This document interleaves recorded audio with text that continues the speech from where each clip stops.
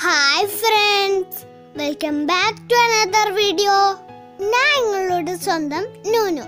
ഇന്ന് ഞാൻ ഇവിടെ വന്നിട്ടുള്ളത് ഒരു കിടിലൻ ഫ്രൈഡ് റൈസിന്റെ റെസിപ്പി ആയിട്ടാണ്. ചിക്കൻ ഫ്രൈഡ് റൈസാണ് നമ്മൾ ഉണ്ടാക്കാൻ പോകുന്നത്. ഇത് ഉണ്ടാക്കുന്നത് എൻ്റെ ഉമ്മാമയാണ്. അതുകൊണ്ട് ഞാൻ പറയും ഉമ്മാമന്റെ ഫ്രൈഡ് റൈസ്. അപ്പൊ ഇത് ഇങ്ങനെ ഉണ്ടാക്കലെന്ന് നിങ്ങൾക്ക് കാണണ്ടേ? അപ്പൊ നമുക്ക് നേരെ വീട്ടിലേക്ക് കിടക്കാം. വീട്ടിലേക്ക് പോകുന്നതിന്റെ മുമ്പേ ഞാൻ പറയുന്നല്ല, ലൈക്ക് ചെയ്യുക, കമന്റ് ചെയ്യുക, സബ്സ്ക്രൈബ് ചെയ്യുക. അടുത്തുള്ള കുഞ്ഞു ബെല്ലൈക്കൺ കൂടി ഒന്ന് ക്ലിക്ക് ചെയ്യണേ. നിങ്ങളെ കൂട്ടുകാർക്കെല്ലാം ഷെയർ ചെയ്യണേ.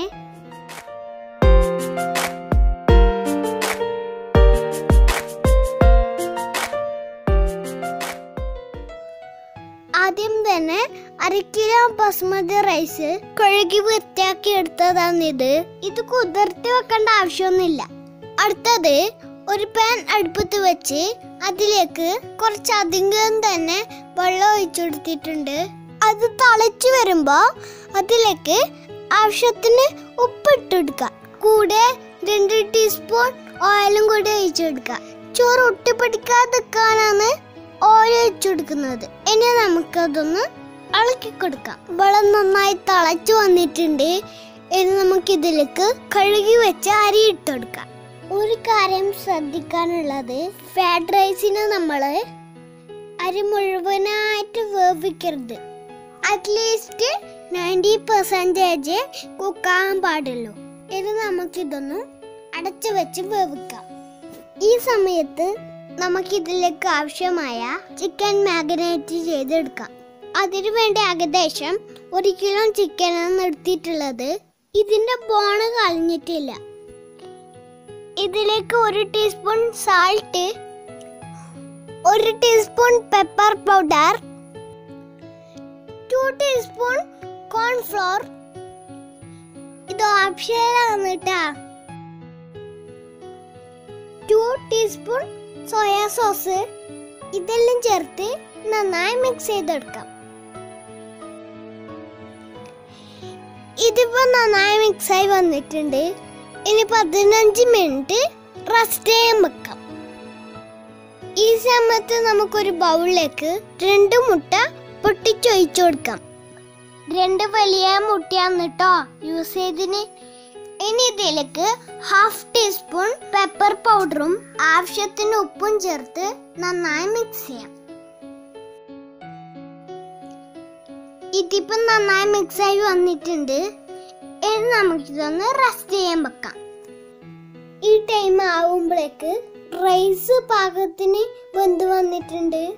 ഇനി ഇതുപോലെ ഒരു അരിപ്പ വെച്ചിട്ട് ഡ്രെയിൻ ചെയ്തെടുക്കാം. ഇനി നമുക്ക് അതിന്റെ മുകളിൽ അല്പം തണുത്ത വെള്ളം ഒഴിച്ചെടുക്കാം. ചോറ് ഒട്ടിപ്പിടിക്കാതിരിക്കാനും അധികം വേവാതിരിക്കാനും വേണ്ടിയിട്ടാണ് ഇങ്ങനെ ചെയ്യുന്നത്. ഞാനിപ്പോ ഇവിടെ 2 കപ്പ് വെള്ളം ഒഴിച്ചെടുത്തത്.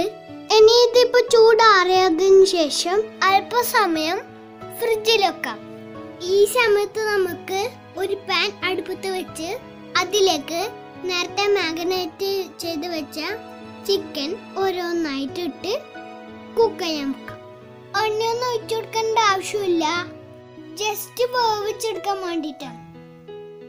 അതിലുണ്ടായ നീരും കൂടി ഇതിലേക്ക് ഒഴിച്ചു കൊടുക്കാം. എന്നിട്ട് നമുക്കിത് ലോ ഫ്ലെയിമിലിട്ട് അടച്ചു വെച്ച് കുക്ക് ചെയ്യാം. ഈ സമയത്ത് ഇതിലേക്ക് ആവശ്യമായ വെജിറ്റബിള് കട്ട് ചെയ്തെടുക്കാം. കാപ്സിക്കം, ക്യാരറ്റ്, കാബേജ്, പിന്നെ ഒരു മീഡിയം സൈസ് ഉള്ളി, ഗാർലിക് ചെറുതായി ചോപ്പ് ചെയ്തെടുത്തത്, പിന്നെ സ്പ്രിംഗ് ഓണിയൻ. ഇത് നമ്മൾ വീട്ടിൽ തന്നെ ഉണ്ടാക്കിയതാണ്. ഇത് കട്ട് ചെയ്യുന്ന വീഡിയോ ടീമിന് മിസ്സായി പോയി. ഇതൊക്കെയാണ് ഇവിടെ കട്ട് ചെയ്തെടുത്തിട്ടുള്ളത്. ഈ സമയത്ത് നമ്മൾ ചിക്കൻ ഒരു ഭാഗം കുക്കായി വന്നിട്ടുണ്ടാവും. നമുക്കത് തുറന്നു നോക്കാം. വാവ്, നല്ല മണം.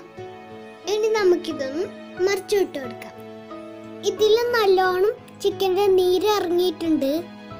ഇതിന്റെ ഒരു ഭാഗം ശരിക്കും കുക്കായിട്ടുണ്ട്. ഇനി നമുക്കിതൊന്നും കൂടി അടച്ചു വെച്ച് കുക്ക് ചെയ്യാം. ഇപ്പൊ 2 ഭാഗവും കറക്റ്റ് കുക്കായി വന്നിട്ടുണ്ട്. ഇനി നമുക്ക് ഇതിന്റെ ഫ്ലെയിം ഓഫ് ചെയ്യാം. എന്നിട്ട് ചൂടാറിയാല് നമുക്ക് ഇതിൽ നിന്ന് ചിക്കൻ നുള്ളിയെടുക്കാം. ഇപ്പൊ ചിക്കൻ മുഴുവനായി നുള്ളിയെടുത്തിട്ടുണ്ട്. ഇനി ഇതിന് വേണ്ട മസാല തയ്യാറാക്കാം. അതിനുവേണ്ടി ഒരു പാൻ അടുപ്പത്ത് വെച്ച് അതിലേക്ക് നമ്മൾ ഓയിൽ ഒഴിച്ചു കൊടുക്കാം. 2 ടേബിൾ സ്പൂൺ സൺഫ്ലവർ ഓയിലാണ് ഞാൻ യൂസ് ചെയ്തത്. അത് ചൂടായി വന്നാൽ അതിലേക്ക് സ്പ്രിംഗ് ഓണിയനും ഗാർലിക്കും ഇട്ടുകൊടുക്കാം. എന്നിട്ട് അത് നന്നായി ഇളക്കി കൊടുക്കാം. നല്ല മറിഞ്ഞു വരേണ്ട ആവശ്യമില്ല. ഈ ഒരു പരുവത്തിലാവുമ്പോ നമുക്ക് ഇതിലേക്ക് കട്ട് ചെയ്ത് വെച്ച വെജിറ്റബിൾസ് ആഡ് ചെയ്യാം. എന്നിട്ട് നമുക്കതൊന്ന് നന്നായി ഇളക്കി കൊടുക്കാം. ഇപ്പൊ ഏകദേശം വഴഞ്ഞു വന്നിട്ടുണ്ട്. ഇനി ഇതിലേക്ക് നമുക്ക് ആവശ്യത്തിന് ഉപ്പിട്ട് കൊടുക്കാം. ശേഷം ഒന്നും കൂടി ഇളക്കി കൊടുക്കാം. ഇനി ഇതിലേക്ക് നേരത്തെ കട്ട് ചെയ്ത് വെച്ച ഒനിയനും കൂടി ഇട്ട് നന്നായി ഇളക്കി കൊടുക്കാം. എന്നിട്ട് ഇതിലേക്ക് 1 ടീസ്പൂൺ സോയാ സോസ് ഒഴിച്ചു കൊടുക്കാം. പിന്നെ 1 ടീസ്പൂൺ ടൊമാറ്റോ കെച്ചപ്പും 2 ടീസ്പൂൺ വിനേഗറും ഒഴിച്ചു കൊടുക്കാം. എന്നിട്ട് ഒന്നും കൂടി ഇളക്കി കൊടുക്കാം. ഇത് പാകത്തിന് വെന്ത് വന്നിട്ടുണ്ട്. ഇതൊരു സൈഡിലേക്ക് മാറ്റി വെക്കാം. ഇനി ഇതിലേക്ക് നേരത്തെ തയ്യാറാക്കി വെച്ച മുട്ട ഒഴിച്ചെടുക്കാം.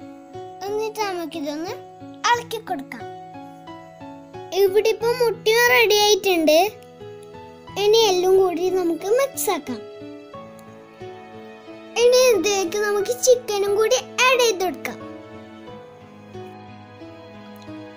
ഇനി ഈ കൂട്ടിലേക്ക് നമ്മൾ നേരത്തെ തയ്യാറാക്കി വെച്ച ചോറ് ആഡ് ചെയ്യാം. എന്നിട്ട് പതിയെ നമുക്കിതൊന്ന് ഇളക്കി കൊടുക്കാം. ശേഷം ഒരു 5 മിനിറ്റ് ലോ ഫ്ലെയിമിൽ കുക്ക് ചെയ്യാം.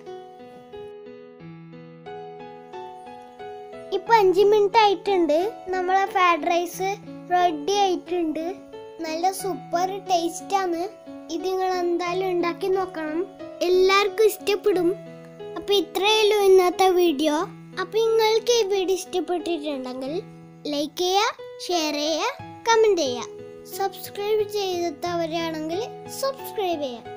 ആ കുഞ്ഞു ബെല്ലൈക്കൺ കൂടി ഒന്ന് നിൽക്കണേ. അപ്പൊ അടുത്ത വീഡിയോയിൽ വീണ്ടും കാണാം. Bye bye.